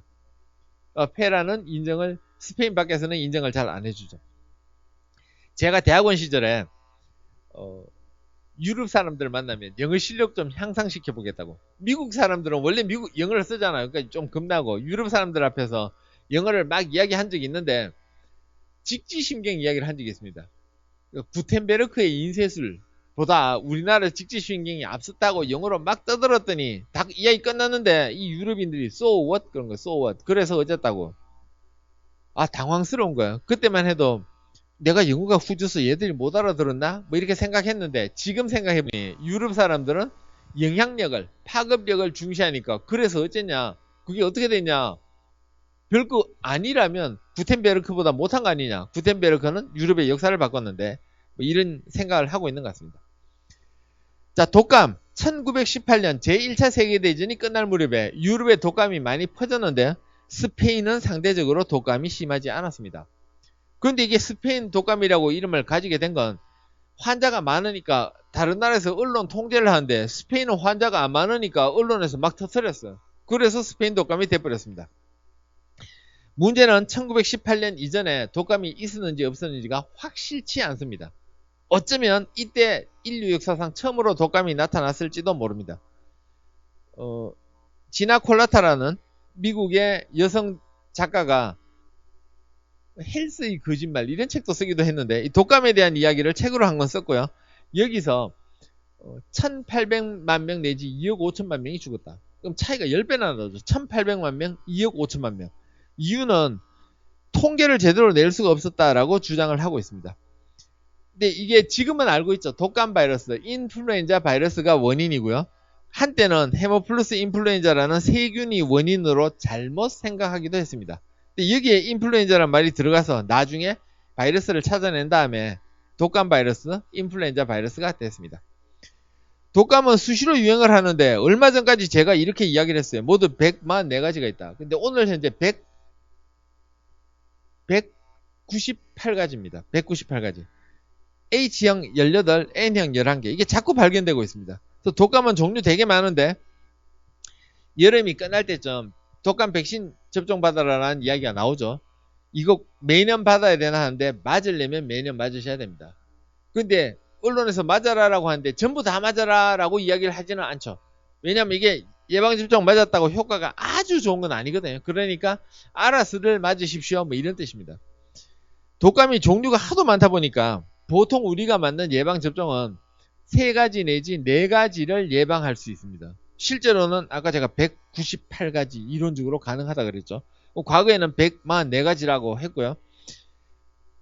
갑자기 왜 54가지가 늘었냐? 갑자기 모두 확인한 게 아니고 이론적으로 그렇다라는 뜻입니다. 그래서 이렇게 많은 종류를 한 번에 예방할 백신을 못 만드니까 금년에는 요런 게 유행하겠지 하고 예측해서 3가지나 4가지쯤 예방 가능한 백신을 만드는데요. 2009년대는 완전히 빗나갔습니다. 2009년. 그래서 신종플루가 유행을 했죠. 독감 백신은 생각보다 만드는 게 쉽지 않습니다. 미국의 수잔 손택이라는 작가가 이 은유로서의 질병이라는 책을 썼는데 이 책이 사실은 작은 책 2개를 합쳐놓은 겁니다. 작은 책 2개. 은유로서의 질병이라는 책과 그 다음에 에이즈에 대한 이야기를 쓴 얇은 책 2개를 우리나라에서는 한 권으로 만들었는데 이 작가의 주장은 병을 제대로 알아야 된다. 잘못 알면 안 된다. 이런 뜻이고요. 실제로 우리나라 매스컴에서는 에이즈라고 하는 병과 에이즈를 일으키는 바이러스가 몸에 감염된 것을 구별 안 하고 에이즈라고 합니다. 근데 엄밀히 따지면 바이러스가 몸에 들어오면 바이러스 감염된 거고요. 세월이 한참 지나서 병이 진행되어야지 에이즈가 됩니다. 즉 에이즈는 병이 진행된 상태, 그 다음에 바이러스가 몸에 들어온 건 에이즈가 아니고 바이러스 감염 상태. 차이가 뭐가 있냐? 바이러스가 들어왔을 때 치료를 하면 되잖아요. 에이즈까지 안 가게 후천성 면역 결핍이 일어나기 전에 치료를 하면 되잖아요. 2011년도 경향신문에 이런 기사가 났네요. 어떤 바이러스 갖고 있는 분이 대학병원에서 수술을 받으려고 했는데 병원에서 보유자 수술 시 HIV 보유자 수술 시 필요한 특수장갑이 없다고 수술을 거절했다. 그래서 본인은 어떻게 방법이 없으니까 인권위에 진정을 했고 병원에서 수술을 받았다. 이때 병원장이 기자회견도 했습니다. 앞으로 의사들 교육 잘 시키겠다. 이유는 HIV 보유자 수술 시 필요한 특수 장갑이란 건 존재하지 않습니다. 않는데 의사가 이게 존재하는 걸로 착각하는 거예요. 의사 왜 그랬냐? 아니 의사는 의과대학만 졸업하면 의사입니다. 그죠? 의과대학 졸업하고 면허만 따면 되죠. 감염내과나 미생물학을 전공하지 않으면 최근에 나온 내용을 모르죠. 그래서 옛날에 별로 잘못 알고 있는 건데 필요한 특수장갑이란 건 뭔가 하면 이 외과의사 봉다리라는 드라마에 나온 대사입니다. 드라마 대사 작가가 왜 썼는지 모르겠는데 이거를 의사가 헷갈린 겁니다. 우리나라 결핵연구원 홈페이지에 들어가 보면 결핵에 대한 이야기가 나오는데요. 지금도 1년에 2,000명 이상이 결핵으로 세상을 떠납니다. 근데 에이즈는 1년에 새로운 환자 지금 1,500명이 채 안 생깁니다. 지금 점점 환자가 많아지긴 하고 있는데요. 지금까지 에이즈로 죽은 환자 우리나라 다 해봐야 결핵으로 1년에 죽는 사람 숫자도 안 됩니다. 에이즈에 걸리면 10년 이상 지나고 치료를 하나도 안 해도 죽는 사람이 30%가 안 됩니다. 치료를 하면 더 좋아집니다. 자, 이 퀴즈 문제인데 도안이 잘못된 에이즈 우표. 이거 다 에이즈 우표인데요. 이거 발견자 몽타니에고요. 에이즈 바이러스는 이렇게 생겨 있습니다. AIDS를 SIDA라고 쓰기도 하는데 이거는 불어로 쓰면 이렇게 됩니다. AIDS has no cure. 약이 없다. 이게 틀린 겁니다. 이 우표 나올 때는 약이 없었는데 지금 약이 있습니다. 약. 그래서 우리나라 질병관리 홈페이지에 가면 에이즈 치료약, 지도부딘, 디다노신, 라미뷰딘 다 약이 있잖아요. 에이즈 치료하면 됩니다. 그런데 에이즈 후천성 면역 결핍 상태까지 가면 치료해도 잘 안 낫습니다. HIV가 몸에 들어왔을 때 치료를 하면 됩니다. 바이러스가 완전히 죽어 없어지냐? 그건 아니지만 에이즈까지 진행되는 것을 거의 막을 수 있습니다. 질병관리본부에서 약이 있다고 써놨고요. 치료법까지 다 나와 있습니다. 그런데 결핵으로 죽는 사람이 훨씬 많다 그랬잖아요. 환자도 많고. 그런데 일반인들은 에이즈가 더 무섭다라고 착각하고 있는 겁니다. 이게 바로 은유로서의 질병입니다. 수장 선택이 지적한 거. 자, 오늘 이거만 아셔도 돼요. 에이즈 더 이상 무섭지 않고요. 혹시 HIV 감염되면 겁내지 마시고 병원에 가시면 됩니다. 끝. 네, 그걸로 끝입니다. 치료 받으시면 됩니다. 자, 헬리코박터균 이야기 조금만 해볼게요. 아까 1876년에 로베르토 코어가 탄저를 일으키는 탄저균 발견했다 그랬잖아요. 그래 놓고는 가설을 주장합니다. 병에 걸린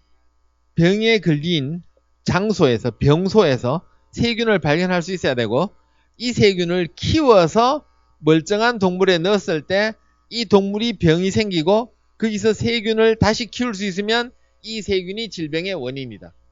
맞습니까? 맞죠, 그죠? 우리가 들어봐도 맞잖아.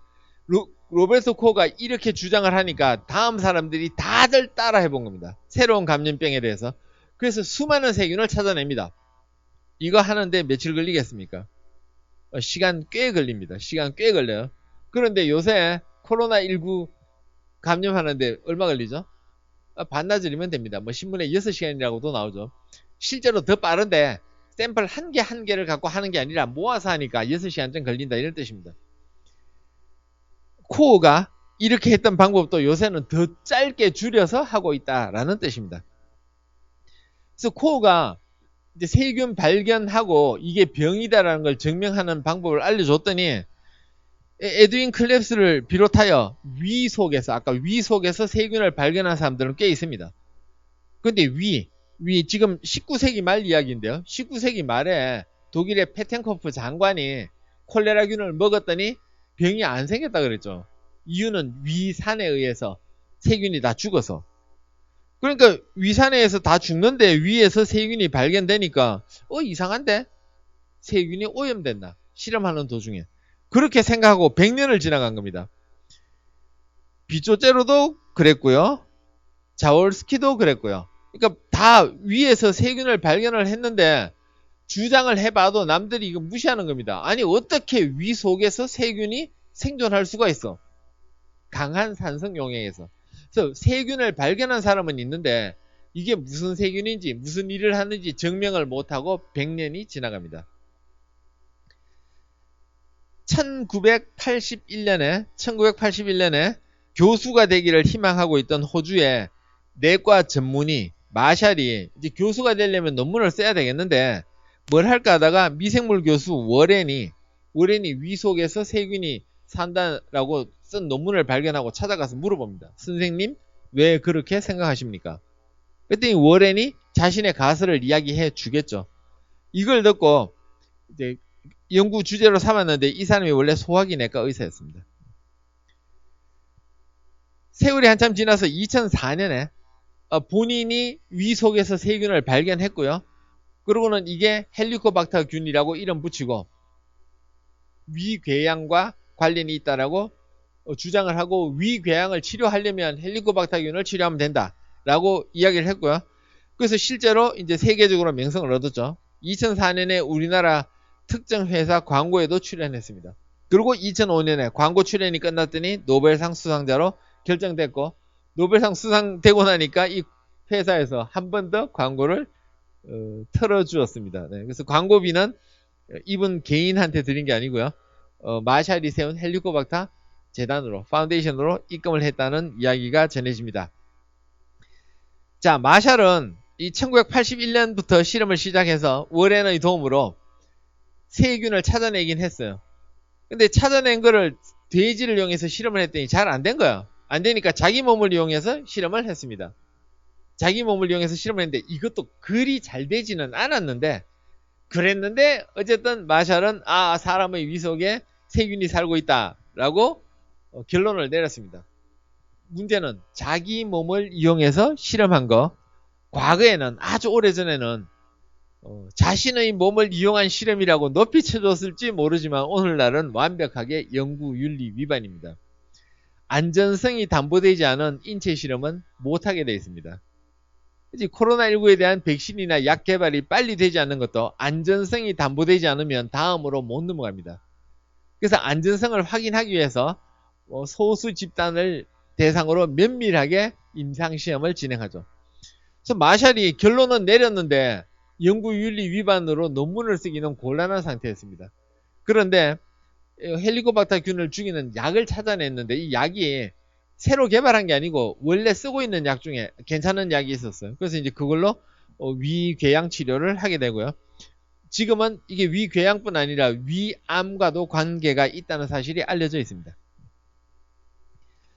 제가 오래전에 이 철학으로 과학하라는 책에 글을 하나 썼는데 이 책을 준비하시던 교수님이 연락이 왔어요. 예 교수님, 16분이 한 챕터씩 글을 써서 책을 하나 내려고 합니다. 나폴레옹과 세균 누가 더 강한가라고 글을 하나 써주십시오. 그분이 왜 저한테 나폴레옹과 세균이라고 했는지 모르겠는데 딱 듣는 순간에 바로 아이디어가 떠올랐어요. 좋습니다 하고 쓴 게 이 책에 나옵니다. 나폴레옹 이야기는 다음 시간에 자세히 하도록 하겠습니다.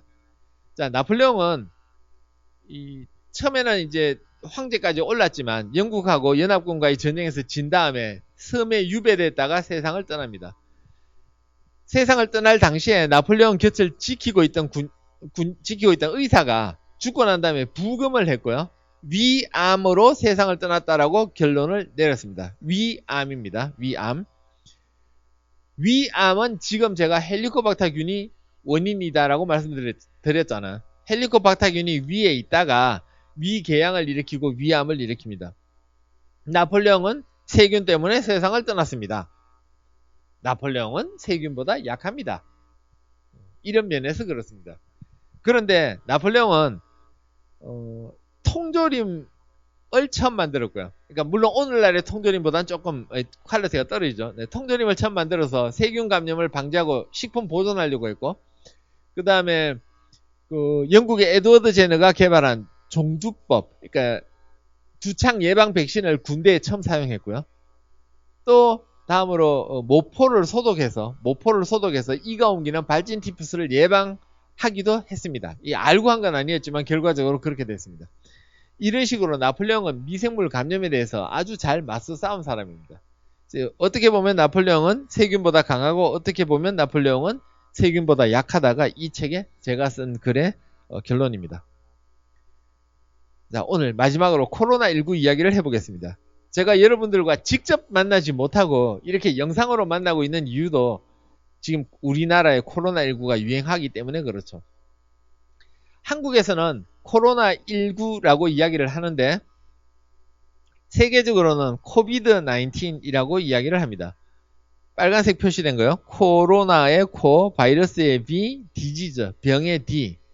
2019년에 중국에서 발생했다. 이런 거죠. 작년 12월 말에 중국에서 새로운 바이러스가 생겨나서 폐에 염증을 일으킨다. 잘못하면 호흡 곤란으로 세상을 떠날 수도 있다. 라고 보고를 했죠. 우리나라에는 1월 20일에 첫 번째 환자가 발생합니다. 근데 이 바이러스는 지금까지 알려지지 않은 바이러스인데 가장 비슷한 것은 2002년에서 2003년에 유행했던 사스를 일으키는 바이러스와 아주 비슷합니다. 코로나 바이러스라고 하는 바이러스는 1930년대에 처음 발견이 됐는데 바이러스 표면에 삐쭉삐쭉 뭐가 튀어나가 있죠. 그죠? 이게 태양에서 일어나는 코로나 현상하고 비슷하다라고 해서 코로나 바이러스라고 이름이 붙었고요. 1930년대에 처음 발견된 후에 사람에게서 처음 발견된 건 1960년대입니다. 독감이 감기가 독한 게 아니라 다른 거다. 이건 아시죠? 그죠? 요새 하도 이제 매스컴에서 많이 뜨더니까. 독한 감기가 독감이 아니고요. 감기는 감기고 독감은 독감입니다. 독감은 인플루엔자 바이러스가 일으키는 병이고 감기는 여러 가지 바이러스에 의해서 생겨나는데 가장 원인 중에 많은 게 첫 번째가 리노바이러스, 두 번째가 아데노바이러스, 세 번째가 코로나 바이러스인데 코로나 바이러스의 종류가 있으니까 2092라고 하는 코로나 바이러스가 세 번째입니다. 그 외에도 감기를 일으키는 바이러스 아주 많이 있습니다. 1960년대에 코로나 바이러스 처음 발견됐을 때 의사들, 일반인들 관심 없었습니다. 아무렇지도 않으니까요. 그냥 감기처럼 바이러스 들어왔냐? 찾을 필요도 없고 그냥 콧물 흘리고 기침하다가 며칠 있다 나오면 그만입니다. 그 후에 학자들만 아는 사실인데 두 번째 코로나 바이러스가 발견됐는데 이것도 감기를 일으킵니다. 세 번째가 2002년, 2003년에 나온 사스인데 이 사스는 그때 한 10% 정도가 세상을 떠났고요. 8,000명 이상 감염이 됐습니다. 신기한 게 1년도 채 안 되는 시절에 유행을 하다가 지금은 거의 사라졌죠. 거의 사라졌고 사람이 사스가 생기는 경우는 지금 오랜 기간 동안 발견되지 않고 있는데 근데 바이러스 자체는 지금 또 발견됩니다. 동물한테서. 뭐 고양이한테서도 발견되고요. 자, 세 번째 코로나 바이러스가 사스고요. 네 번째, 다섯 번째 코로나 바이러스는 또 감기 정도밖에 안 일으킵니다. 여섯 번째가 2015년에 그 사우디아라비아 다음으로 우리나라에 많이 발생한 두 번째로 우리나라가 환자 많았죠. 이게 메르스인데 메르스 우리나라 186명밖에 안 생겼습니다. 많이 안 생겼죠. 그 다음에 이제 일곱 번째가 바로 이 코로나 바이러스인데 2013년에 우리나라에 감기라고 하는 영화가 나왔는데 감기. 근데 이 영화는 사실 제목이 잘못 붙였어요. 이게 플루, 영어로도 독감이라고 붙어 있는데 영화를 봐도 독감 이야기밖에 안 나옵니다. 아까 제가 감기와 독감은 다르다 그랬잖아요. 독감은 독한 감기가 아니고 독감 바이러스가 일으키는데 독감 바이러스는 종류도 많고 그 중에 변종도 생길 수 있고 그래서 이 영화에서는 이 환자들을 움직이지 못하게 둘러쌉니다. 전파력이 하도 세니까요. 군대가 딱 둘러싸버려요. 그래서 우리나라 특정 도시 성남에 뭐 70만 명을 가둬놨다 뭐 영화 속에서 그렇게 나오는데 세계보건기구에서는 폭탄 때려서 다 죽이라고 명령을 합니다. 근데 우리나라 영화 속의 대통령이 안 된다. 살아남은 애만 찾으면 되잖아. 살아남은 애. 그래서 얘를 찾아내는 걸로 영화가 끝납니다. 근데 한 명이 살아남았다고 해결이 됩니까? 자, 지금 코로나19 최근에 믿고 있던 렘데시비르라는 약이 생각보다 효과가 크지 않다. 그럼 다음으로 혈장치료법을 해보자. 혈장치료법이 바로 이 영화 감기 속에서 이제 해결 방법으로 나오는 게 혈장을 찾는 겁니다. 혈장 속에 있는 항체를.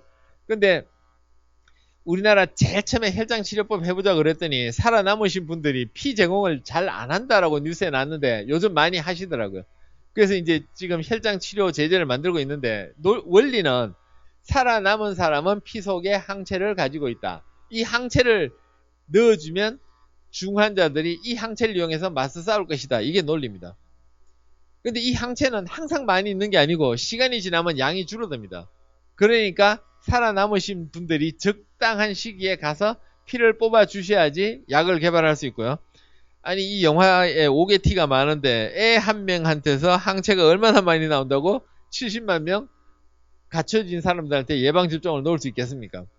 그래서 너무 과장이죠. 항체 치료법이라는 게 분명히 있고요. 노벨 생리학상 1901년에 최초로 노벨상 받은 독일의 베링이 연구한 방법입니다. 자, 코비드-19, 코로나19를 빨리 해결해야 되겠는데 문제가 있습니까? 문제가 있죠. 있으니까 제가 지금 여러분들 직접 못 만나고 영상으로 만나고 있잖아요. 자, 문제가 뭘까? 치명적인가요? 우리나라 2.2%고요. 세계적으로는 5 내지 6%입니다. 메르스 세계적으로 34%였고 우리나라 20%였습니다. 인류가 만난 가장 무서운 거 에볼라 바이러스 감염이나 또는 조류독감 중에 H5N1번형 조류독감도 종류 많거든요. H5N1이나 에볼라 바이러스는 대충 50% 이상의 사람들 세상을 떠납니다. 정말 치명적이죠. 사스가 10%, 메르스가 세계적으로 34%, 우리나라는 20%. 근데 코로나 우리나라 2.2%. 아주 치명적이진 않거든요. 거기다가 요새 무증상 감염자 많이 발견되잖아요. 그죠? 조금 처음보다 더 약해진 것처럼 느껴지기도 합니다. 치명적이다? 이건 큰 문제 아니고 전파력이 문제다? 이거 문제죠. 그죠? 그러니까 우리 지금 다들 마스크 쓰고 있잖아요. 전파력이 문제긴 한데 진짜 전파력 강한 것들이 있습니다. 뭐 수두, 풍진 이런 것들은 정말로 강해요. 거기 비하면 코로나19도 아주 강한 건 아닙니다. 근데 어쨌든 최근에 우리가 만나본 것 중에 가장 강하긴 합니다. 약이 없다? 약이 없다라고 맨날 나오죠, 뉴스에. 근데 병원에 간 환자들 약 안 씁니까? 자, 특효약이 없다 이런 뜻이죠. 특효약이 없다. 빨리 특효약만 있으면 그다지 치명적이지도 않은데, 그러니까 병원에 가서 약 맞고 나으면 좋겠는데. 자, 그다음 백신으로 예방의 가능하면 문제가 없죠. 수두, 풍진 다 백신으로 예방하니까 전파력이 코로나19보다 크지만 문제 없는 겁니다. 백신으로 예방이 불가능하다. 백신이 없으니까 지금 문제고요. 요새 들리는 안 좋은 소식이 코로나 바이러스가 자꾸 변종이 생겨서 백신 효과를 감퇴시킬 거란 건데, 그래도 어쨌든 우리는 백신 만들려고 노력해 봐야 됩니다. 즉 의학은 우리가 모르는 곳에서 발전하기도 하거든요. 최근에 코로나만큼 문제가 됐던 게 이제 2015년에 메르스가 있었는데, 사실 메르스는 생활 통제도 별로 안 했고요. 우리나라 환자 180명 정도에서 끝났습니다.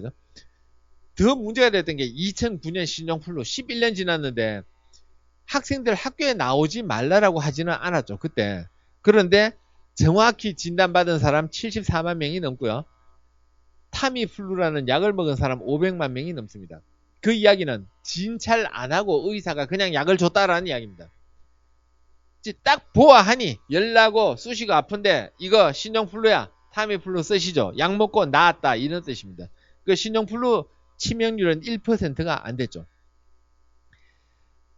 그럼 이거하고 비교를 해보면 치명적이다? 약간 더 치명적이다. 전파력? 신종플루만큼 강하지 않다. 근데 강하다. 약이 없다, 백신 없다. 이게 제일 문제죠. 그죠? 약, 백신. 그래서 지금 의학자들이 열심히 노력하고 있으니까 우리가 방역 수칙 잘 지키고 있으면 빠른 시일 내에 해결할 수 있지 않을까라고 기대를 해봅니다.